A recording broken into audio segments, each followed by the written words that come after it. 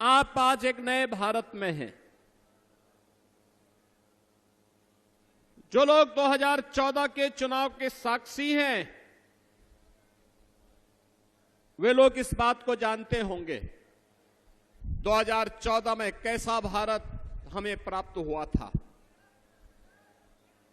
उनका यह दायित्व बनता है कि वे अपनी वर्तमान पीढ़ी को बताएं भी, जो नवोदित मतदाता हैं उनको भी बताएं कि 2014 में एक ऐसा भारत था जिसमें परस्पर अविश्वास था, लोगों के मन में आक्रोश था, लोग इस बात के लिए आशंकित थे कि क्या होगा हमारे भारत का।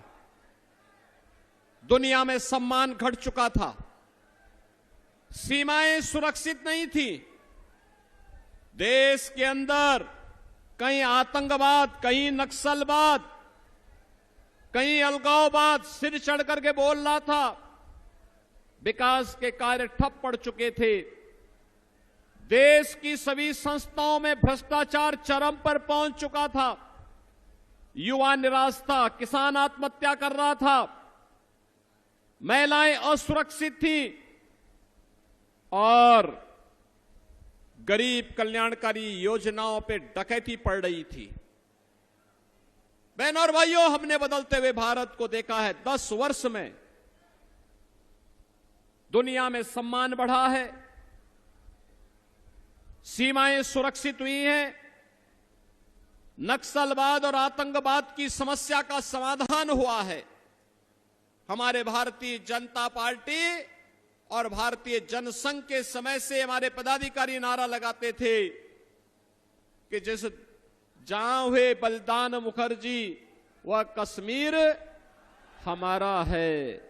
लेकिन बहनों और भाइयों, डॉक्टर श्यामा प्रसाद मुखर्जी जी का बलिदान कश्मीर में 2 विधान, 2 निशान और 2 प्रधान की व्यवस्था को समाप्त करने के लिए हुआ था।